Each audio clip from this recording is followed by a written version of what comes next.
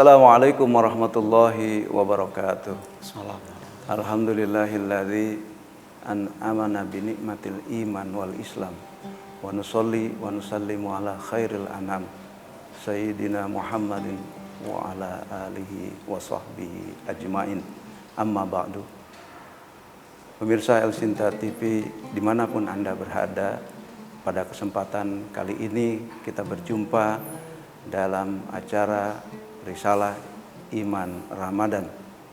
Pada kesempatan kali ini kita akan membahas sebuah tema yang setiap kali Ramadan ini akan menjadi sebuah perbincangan yang menarik buat kita semua, yaitu Nuzulul Quran.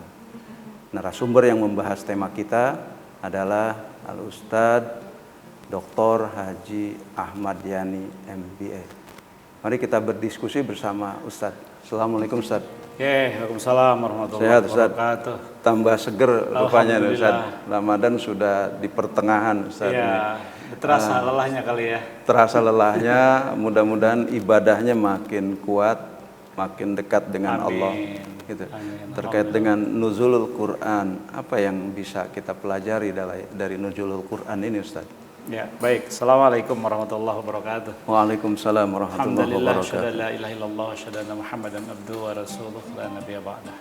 Pemirsa El Sinta yang berbahagia dimanapun Anda berada, kesempatan yang baik ini kita gunakan untuk berbincang, menambah nilai ilmiah, Islamiyah dan amaliyah kebaikan kita. Mudah-mudahan sekecil apapun Allah catat sebagai ladang amal ibadah yang baik. Amin. Di kesempatan yang baik ini kami akan berbincang tentang turunnya Al-Quran.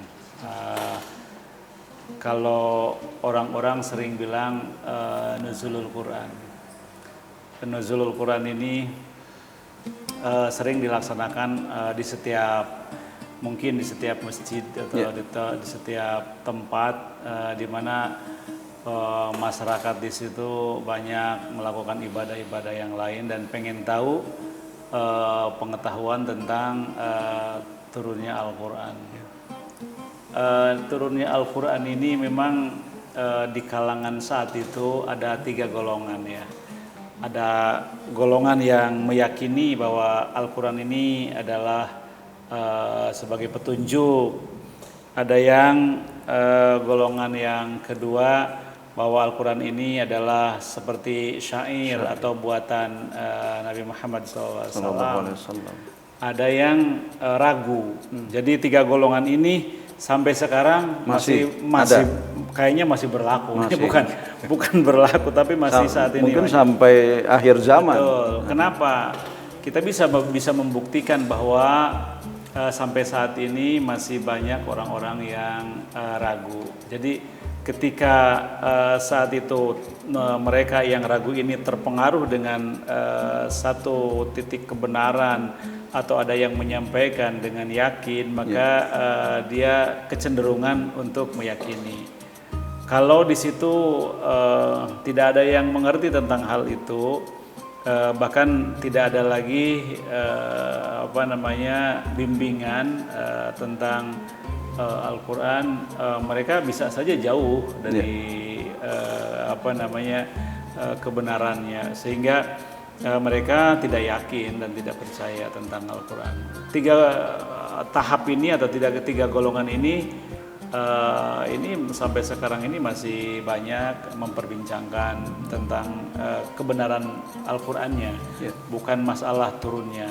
Kita kan menceritakan turunnya, tapi untuk membenarkan, karena di dalamnya itu ada yang yakin, ada yang kurang yakin, ada yang ragu-ragu. Nah, yang ragu-ragu ini yang masih bisa diselamatkan atau sebaliknya. Ya.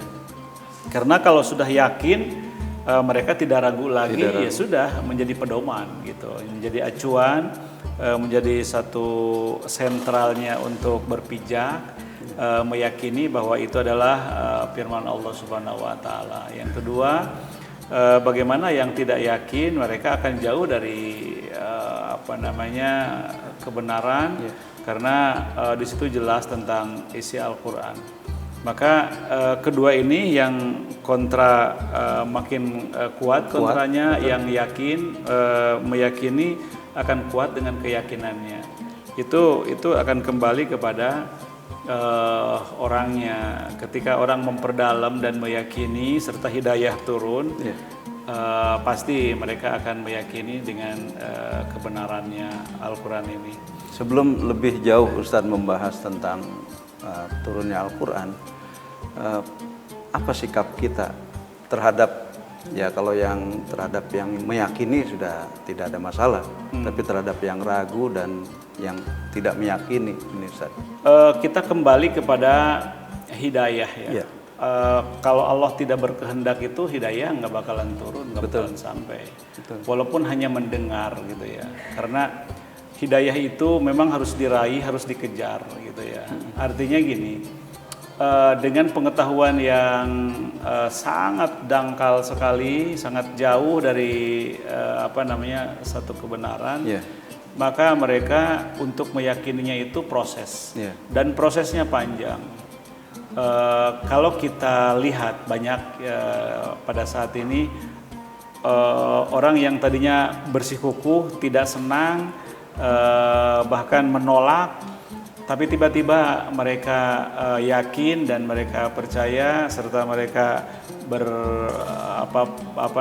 berpaling dari ketidakpercayaan jadi percaya gitu ya, bukan berpaling dari keyakinan jadi tidak yakin. Ya, itu semuanya karena prosesnya panjang, dan jarang orang setiap meyakini sesuatu itu langsung yakin. Kalau yang tidak percaya tadi. Kalau yang sudah yakin, ya sudah, kita tidak bercerita tentang hal itu. Hanya yang ragu dan tidak yakin yang akan kita bicarakan ke depan. Mudah-mudahan kita ada waktu luang ya untuk menyampaikan ini, karena tadi katakan itu proses. Ya, memang banyak cerita di sekitar kita terkait dengan seseorang yang tadinya ragu terhadap turunnya Al-Quran, kemudian dia berpaling menjadi meyakini. Mudah-mudahan pada kesempatan kali ini kita akan mendapatkan pembahasannya lebih jauh dari Ustadz Ahmad Yani. Namun pemirsa jangan kemana-mana, nantikan Risalah Iman Ramadan setelah tayangan berikut ini.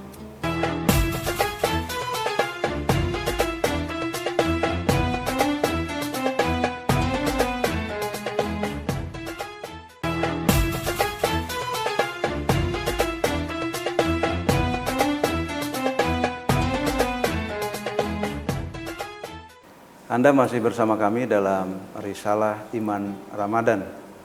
Kita masih membahas sebuah tema Nuzulul Quran. Narasumber yang membahas tema ini adalah Al-Ustadz Dr. Haji Ahmad Yani, MBA. Kita lanjutkan diskusi kita bersama Ustadz. Ustadz, ya memang Nuzulul Quran setiap kali Ramadan kita akan pasti ketemu dengan, ya dalam diskusi-diskusi bertemu dengan pembahasan ini. Esensi dari Nuzul Quran itu sendiri apa, Ustaz? Kalau kita lihat di dalam surat 2 ayat 185 ya. A'udzubillahi samiil alim minasyaitonir rajim. Syahrul Ramadan alladzi unzila fihi al-Qur'an hudal linnas minal bayyinati minal huda wal furqan al-ayat. Al-Qur'an memang diturunkan oleh Allah Subhanahu wa taala di bulan Ramadan. Bagaimana Al-Quran ini diturunkan kepada Nabi kita Muhammad SAW sampai ke kita saat ini,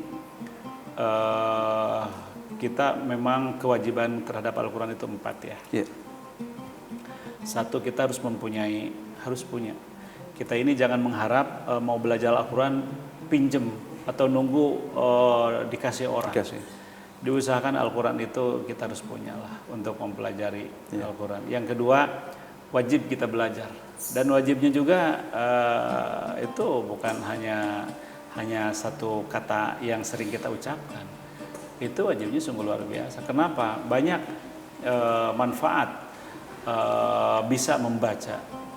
Karena dibacanya juga bukan hanya sekedar baca. Kalau hanya baca saja tanpa kaifiat yang lain, itu khawatir kurang pas gitu ya. Misalkan kita belajar dalam tulisan bahasa Indonesia, gitu ya, tidak aslinya dalam bahasa Arab, itu juga khawatir salah, walaupun mungkin berawal dari situ bagi orang-orang yang pemula.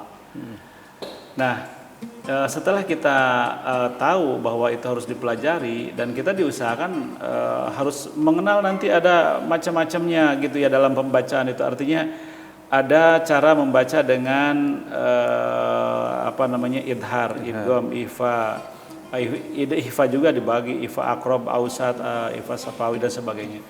Banyak hal-hal yang seperti ini yang diperhatikan, itu dari sisi baca saja.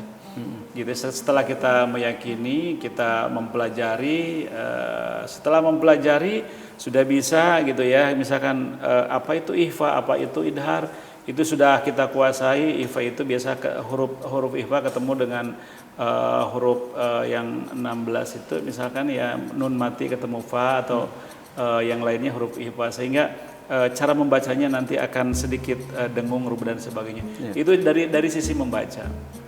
Nah, di sisi lain, setelah kita bisa membaca, menguasai membaca, kita juga belajar tafsir. Tafsir dengan terjemah ada sedikit perbedaan gitu ya. Kalau menafsirkan itu secara global menurut orang-orang pakar di bidangnya. Kalau terjemahan kita tanpa belajar dari guru, cukup dari buku saja membaca. Cuman kalau kita hanya percaya yang diterjemahkan orang, ketika yang menerjemahkan digeser artinya sedikit, kita akan mengikuti itu saja. Itu satu kelemahan. Jadi di samping itu ya, di samping kita sudah punya Al-Quran, belajar, harus bisa membaca gitu, harus tahu bagaimana menerjemahkan dan menafsirkan Al-Quran.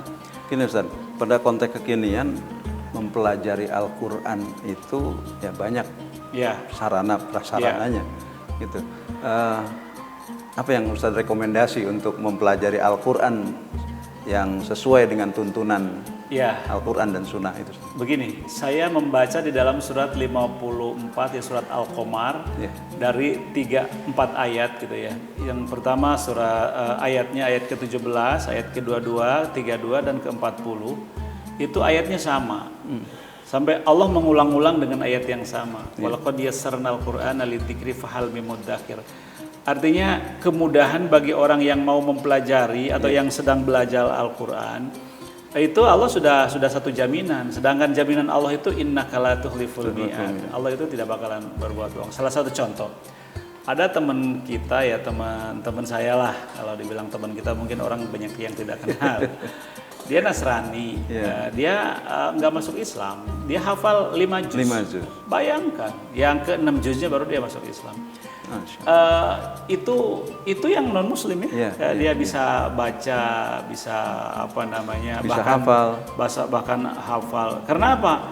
Allah menyampaikan di dalam surat yang ke-54 itu Al-Qamar gitu. Walaqad yassarnal, aku mudahkan Al-Quran bagi siapa saja yang mau mempelajari. Kata Allah, adakah di antara kalian yang mau mempelajarinya? Jadi tidak disebut yang mempelajari itu siapa, orang Muslim atau orang apa. Tapi yang jelas kalau dia belajar pasti bisa. Belajar dan sungguh-sungguh. Dan sungguh-sungguh gitu ya. Nah mungkin itulah di antaranya ada hikmah atau ada hidayah yang masuk ke dalam dirinya. Coba melalui apa saja sarananya silakan gitu Ustaz. Ya pada hakikatnya memang Allah juga yang memberikan petunjuk. Cuman dengan cara Allah kan kita tidak tahu. Tapi yang jelas banyak, ada juga orang yang hidayahnya ketika turun dia hanya mendengarkan kumandangnya azan dengan merdunya suara atau dan sebagainya, Sehingga kalau udah hidayah turun itu susah dibendung. Itulah hebatnya. Karena Al-Quran itu kan di awal ayat yang sering kita baca, a'udzubillahi samil alim minasyaitonir rajim, dalikal kitab la raiba fi. Kalau sudah kita bisa menerjemahkan ayat itu sungguh luar biasa. Kalau sudah tidak ada keraguan gitu ya di dalam Al-Quran fihi di dalamnya itu berarti kan keseluruhan gitu ya. Sedangkan kita harus kembali lagi kepada tadi, innaka la tukhliful mi'ad. Allah itu sungguh luar biasa, tidak pernah berbuat bohong gitu. Jadi apa yang Allah sampaikan dalam Al-Quran, tinggal kembali lagi apakah dengan turunnya Al-Quran ini yakin atau enggak gitu. Kalau tidak ya itulah mungkin kembali yang awal tadi Ustaz katakan gitu. Ada yakin, ada ragu, ada yang dan tidak meyakini gitu. Kemudian ketika kita hendak mempelajari Al-Quran, memang ada tantangan tersendiri. Ini bagaimana cara kita mengatasi itu? Begini, untuk belajar itu memang tergantung ya. Kalau di kampung itu tanpa dibentak, tanpa disuruh, karena memang daerahnya itu anak-anak diwajibkan untuk mengikuti pertemuan dan mereka membaca bersama gitu ya untuk belajar. Tahan dulu Ustaz, kita harus istirahat sebentar Ustaz. Pemirsa jangan kemana-mana, nantikan risalah Iman Ramadan hanya di El Sinta TV.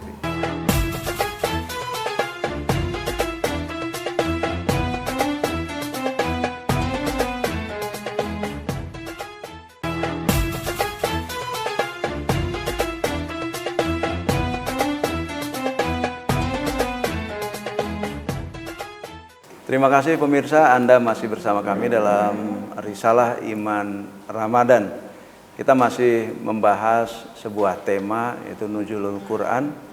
Narasumber yang membahas tema kita adalah Al-Ustadz Dr. Haji Ahmad Yani, MBA. Kita lanjutkan diskusi kita bersama Ustadz. Ustadz, ya tadi memang sungguh menarik ya. Ketika kita mempelajari Al-Quran, pasti setiap manusia akan menemui godaannya tersendiri dengan cara yang berbeda-beda. Iya. Bagaimana cara mengatasi ini, Ustaz? Orang bilang hidup ini yang perlu diperhatikan 3 hal. Satu, hidup ini katanya kalau dengan agama pasti akan terarah. Yang kedua, hidup dengan ilmu pasti akan melakukan kemudahan-kemudahan. Yang ketiga adalah hidup ini harus banyak dengan seni, gitu ya. Nah, diantaranya Al-Quran juga kita mengajarkan kepada anak-anak ada yang pakai seni, seni baca Al-Quran. Seni itu banyak dipakai, ada seni tari, seni lagu itu kan kadang-kadang juga pakai seni. Kalau tidak pakai seni kadang-kadang kurang menarik gitu ya. Coba saja Oma Irama gitu ya, dengan kata-kata yang bagus gitu ya. Tapi kalau tidak pakai seni tidak indah. Bila kamu di sisiku hati rasa sahdu. Enggak kalau nggak pakai seni. Tapi kalau pakai seni, bila kamu gitu kan. Itu dia. Begitu juga Al-Quran. Coba Al-Quran misalkan Bismillahirrahmanirrahim. Lain. Kalau dilakukan pakai seni, cuman jangan berlebihan. Ya, kalau pakai seni kan Bismillahirrahmanirrahim.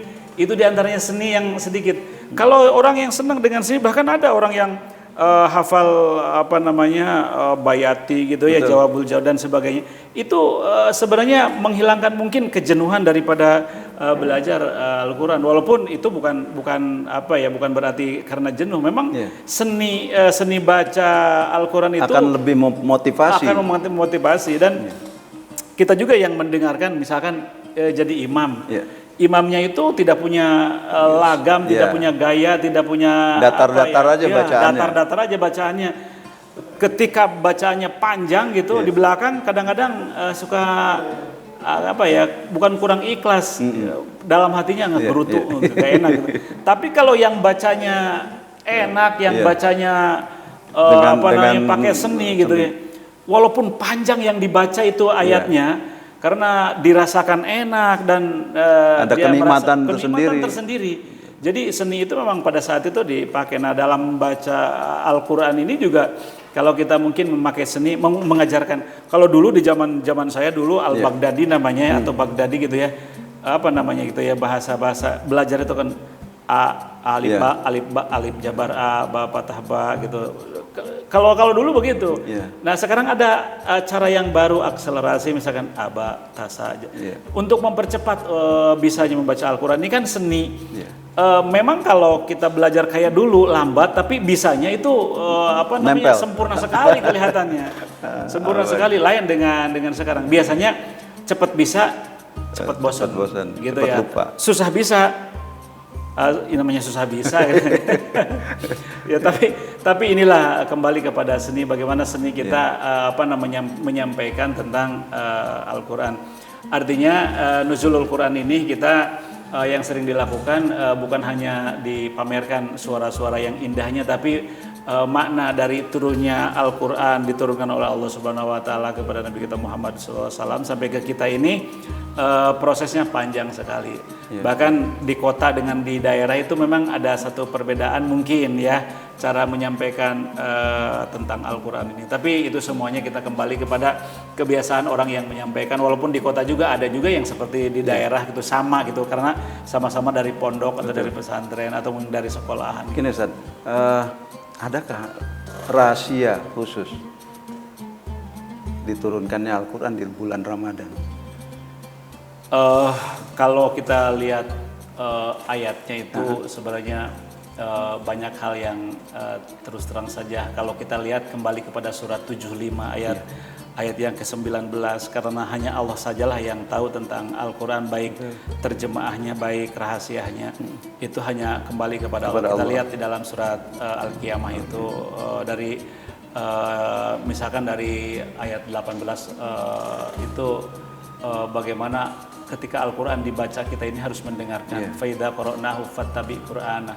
Dan ayat yang ke-19 diantaranya itu bahkan yang tahu persis itu baik terjemah atau artinya atau tafsirnya itu Allah yang tahu, bahkan yang tersembunyinya juga hanya Allah. Maka manusia itu hanya sedikit sampai mungkin kalau kita sering mendengar ilmu yang diberikan kepada Nabi Muhammad saja qalil gitu ya, sedikit sekali, apalagi kita.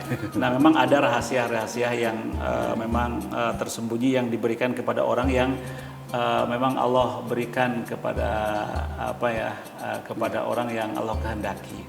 Nah, untuk orang yang meyakini turunnya Al-Qur'an kepada Nabi Muhammad SAW, apa yang harus dilakukan? Yang pertama itu sudah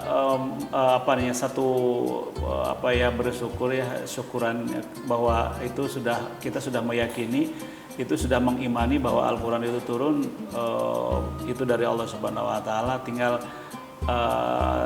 kita sebagai manusia yang dhaif harus banyak mempelajari tentang hal itu, karena Al-Qur'an itu bukan hanya dipelototin ya, bukan hanya dibaca begitu saja, harus diperdalam gitu ya, karena dari berbagai sisi ilmu itu kita harus digali dengan baik. Kalau kita hanya mengandalkan terjemahannya yang sudah diterjemahkan oleh Kementerian Agama atau orang-orang yang bisa menerjemahkan, batasannya seperti itu, karena panjang sekali ceritanya kalau kita mau memperdalam masalah Al-Qur'an.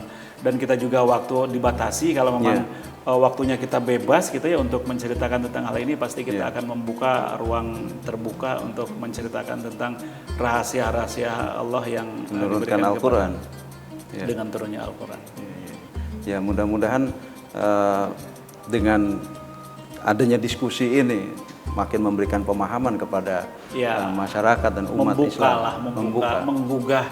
Kerangsangan itu kan penting sekali. Kita kalau mau makan awalnya tidak terangsang, ketika dicolek ini sambalnya enak, gitu. Lama-lama terangsang. Akhirnya kalau udah terangsang begitu semuanya dimanfaatkan. Begitu juga ketika kita tidak tertarik dengan Al-Qur'an, tapi satu saat kita menemukan cara yang terbaik dan itu ada satu dorongan gitu dari dalam untuk mempelajarinya, ya ujung-ujungnya kembali kepada memang hidayah turun, ya tidak bisa dipungkiri lagi. Nah itulah cuman proses kita hanya berusaha untuk mencari, ya meraih, karena tanpa diraih, tanpa dikejar itu sulit untuk didapatkan. Tidak bisa hanya duduk-duduk saja tiba-tiba kita bisa, dan itu sesuatu yang mustahil gitu bagi kita. Baik Ustadz, terima kasih atas pemaparannya. Semoga Allah memberikan ilmu kepada kita semuanya, ilmu yang bermanfaat. Amin. Mudah-mudahan diskusi kita ini bermanfaat buat kita, buat saya, buat pemirsa di rumah. Mudah-mudahan kita selalu mendapatkan hidayah dari Allah Subhanahu wa Ta'ala. Pemirsa, demikian diskusi kita bersama Ustadz Dr. Haji Ahmad Yani MBA. Mudah-mudahan apa yang kita diskusikan mendapatkan manfaat buat kita semua. Mohon maaf atas segala kesalahannya, dan saya Fadli Muhammad beserta kru yang bertugas serta Ustadz pamit undur diri. Mohon maaf. Wabillahi taufik wal hidayah. Wassalamualaikum warahmatullahi wabarakatuh. Waalaikumsalam warahmatullahi wabarakatuh.